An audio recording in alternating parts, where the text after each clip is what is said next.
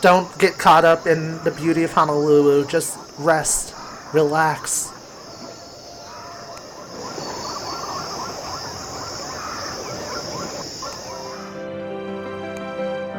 Leaves at 9 a.m. And we have enough baggage that we should be fine. I want to take a moment to look at the market, though, really quickly.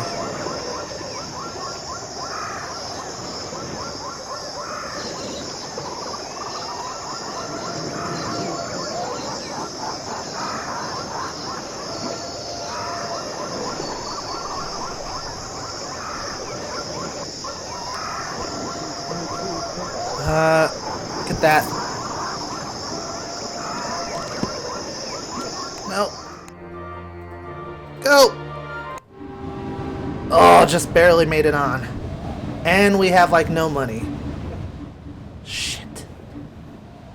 We boarded a steam barge from Honolulu to San Francisco. The scent of ripe bananas pervaded every plank of decking and bulkhead, a sweet and deliciously rotting odor, which I've rather become accustomed to. We'll need to wire London for funds as soon as we find a bank. I'm sure they will be prompt. Yeah, we have one extra day, so we have 2 weeks. A bit less than 2 weeks, actually, to get to London. From Honolulu. This is not going to work out, guys. This is not going to work out. I huffed, attempting to convince my mouth that I ate fried kippers and potatoes at breakfast. Everything smells of bananas. Monsieur Frog replied that he could not smell a thing, which I took to be his queerly English sense of humor at work. Still, I managed to finish my breakfast with my nose pinched shut.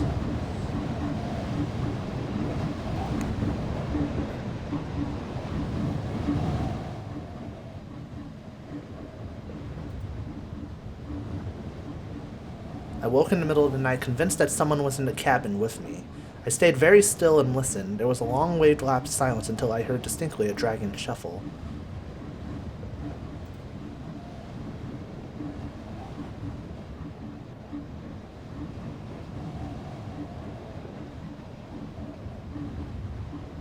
Oh, I thought it was fixed for a second there.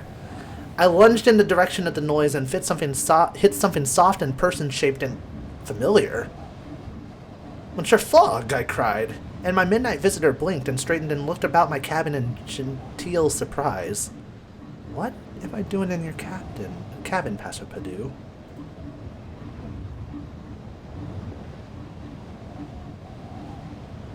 You wouldn't know better than I, monsieur, I exclaimed passionately, rather upturned by his sudden appearance. He took a sharp breath. It seems I have been sleepwalking, he said, his voice almost tremulous. I have not done so since I was a child. Please accept my apologies.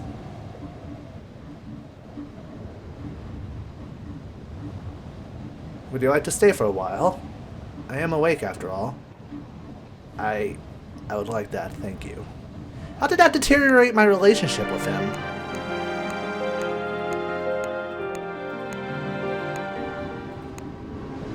Seems like he was not opposed to it at all. God, we're not gonna get to anywhere we need in time.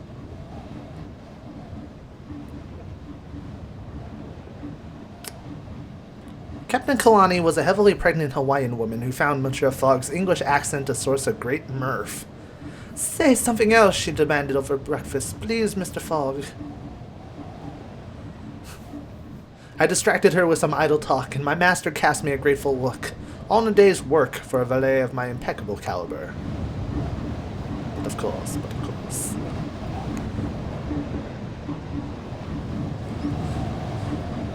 We're really in a tight spot.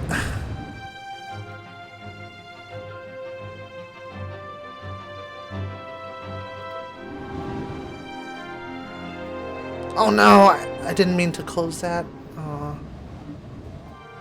So we're gonna have to go from San Francisco, Salt Lake, Cheyenne, Omaha, Burlington, hopefully New York, and then go from New York to London, hopefully. I awoke to a frantic knocking at my door and opened it to find Monsieur Fogg actually wringing his hands. "Passer Badou," he said, his breath hitching. "Come quickly."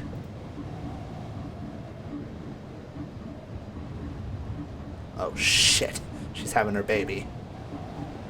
"You must help me!" What should I do? I had intended to ask a question, but it came out more like a shout. "Will one of you hold my bloody hand and the other fetch some blasted water?" she retorted. I glanced at Monsieur Fogg, who said, "I will fetch the water," and left me to hold her hand. Well, R.I.P. to my hand, it's going to turn into, well, we've been referring to them all this trip, bananas.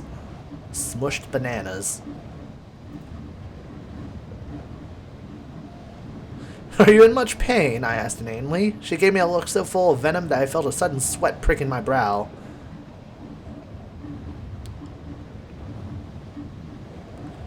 Monsieur Fogg returned with a bucket of water, but our respite was short-lived. She parted her knees. "One of you," she said authoritatively, "must catch the baby."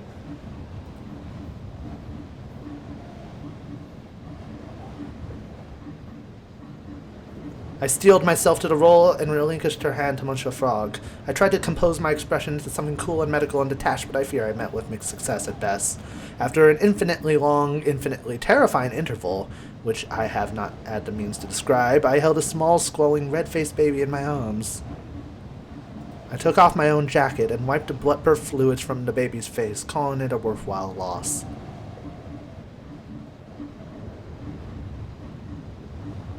It is... Well, you may see for yourself, I said into the sudden hush.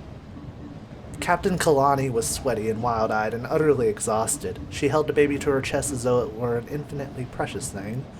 She began to sing to her little girl a song of whales and ocean waves and airships that hung like moons in the sky. "Aww, we delivered a baby!"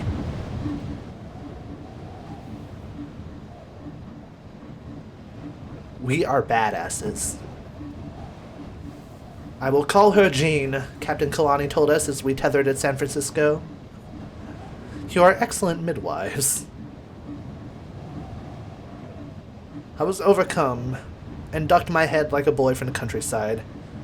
"The name suits her, madame," I said. "She will wear it better than I have." I turned toward San Francisco Bay with renewed hope. I don't. After all, whatever challenges offered could scarcely be more taxing than those we had just overcome. I don't know about that.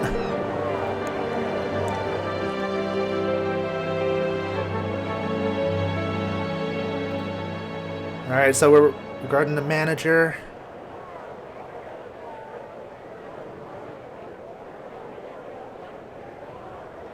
We cannot afford even a... We cannot afford a single day, that's true.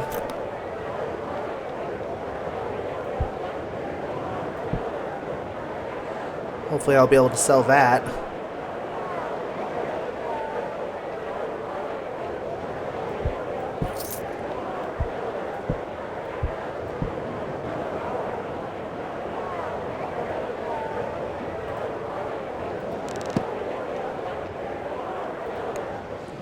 Alright, let's try exploring. New route discovered. Great. Heading up to Gastown. It's hard for me to enjoy the scenery when I realize I only have 10 days to make it across the entire United States and to London.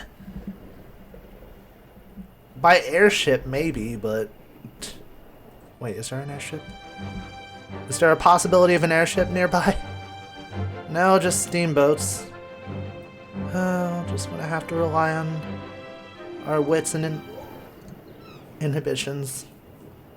San Francisco seemed less a city and more a ravenous beast bent on consumption of everything, even of itself, within the ever-expanding city limits. The building works made it tricky to talk to anyone, such was the infernal constant noise. I slowed towards a recently constructed Long Bridge, which was crowded with families out for a stroll and people fishing for silvery smelt with long poles. In the water was a jangle of rowing boats racing each other, and boatmen taking passengers out to Mission Rock. Cheers and good-natured shouts emitted from a halfway house in the middle of the bridge. Shit. No boats that we can steal, take? At this point, I'm willing to steal. Of course I am. A man, red-faced and somewhat the worse for drink, bumped into me.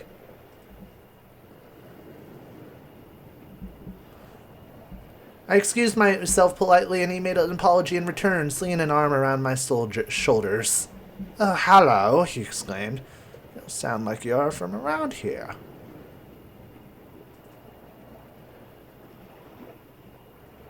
Non, monsieur. I most certainly am not. No matter. I was Dutch once in a past life, but now I am as American as President Grant. Land of newcomers. You're a prospector? I am a traveler. Around the world. Oh yeah, and I am a Navajo chief.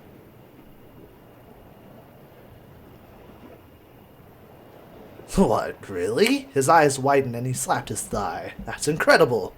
A brown-skinned woman slipped her arm into his. I regarded her. She was wearing a ruffled walking dress in the latest European style, but with a short tasseled jacket embroidered with the patterns of her tribe. My manners, he shook his ruddy face. I am Anders, and this is my wife, Jenny. Pleasure to meet you. I kissed her hand. She was surprised, but smiled. Always a pleasure to meet Anders's friends. She looked askance at the whiskey flask in his hands, but seemed to find me unobjectionable. I hesitated, the obvious question about her origins on the tip of my tongue. Are you... I let my rather uncoughed question trail off in embarrassment. She laughed with full-throated pleasure. I am of the Modoc tribe, what the new Americans call Indians, Jenny rolled her eyes. I do not mind your surprise. Most of my tribe has been taken to the Klamath Reservation in Oregon. But you are not with them. I observed. Realizing my faux pas, the words tumbled from my unthinking lips. Jenny sucked in a deep breath. I left my tribe, she whispered. Anders squeezed her hand. I fell in love. In this world, women leave their families for their husbands. I made a home of my choosing, which is more freedom than my tribe can claim. Anders whispered something into Jenny's ear, and she laughed, though I feared I had opened an old wound with my prying questions. I nodded and found my way back to Monsieur Fogg, who was sitting drinking tea with a disconsolate frown. Tastes like soap. Poor thing. Alright, so if I was to get to Burlington... we can't afford it. Alright, we can make it to Salt Lake. What about here?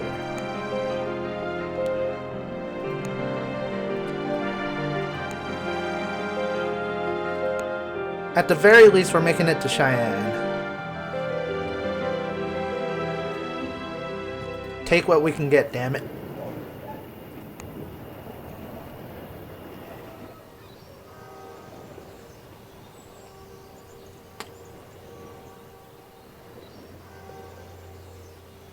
Thankfully, it's no charge. If I can stop by the bank before I go, get it set up so I can make a withdrawal at the next bank, maybe? I'm wondering if I can actually do that. I headed towards Chinatown to eat. It was a warren of crowded wooden and brick houses, temples, businesses, herbalists, laundries, and market stalls selling fruits and flowers. I was interested in conversation, so I decided to approach an older man in European clothes who offered me a cup of green tea when I introduced myself. Thank you. I breathed in the herbal aroma and gulped the hot tea down quickly. That is most generous. Many of my friends, they say, Lynn, you talk to foreigners, you wear their clothes, and I say to them, I am American now, and you are too. He pointed at a young man with his hair in a queue. Look at him with his old-fashioned hair. There's a law against it here, but he wears it like that, the fool. What a ridiculous law. But that's our tradition. Why is there a law against it, I asked. It hurts no one, surely. We must let go of our old culture, Lynn counseled. We are American now. Why did they make such a law? Because they want us to become like them, of course, he shrugged. The sooner, the better. When are we departing? 5 p.m. Alright. All I need to do is sell it, like, enough for $50.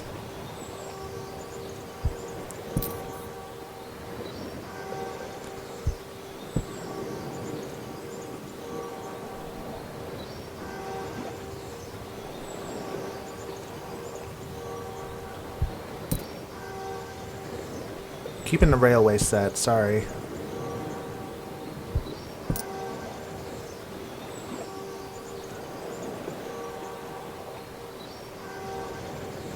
I don't think we're going to Dallas, so...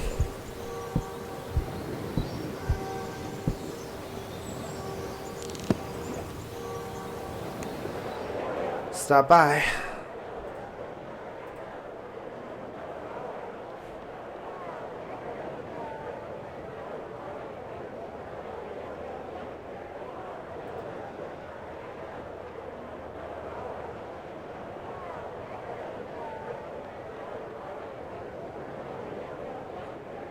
Return to the bank on Monday to collect your funds.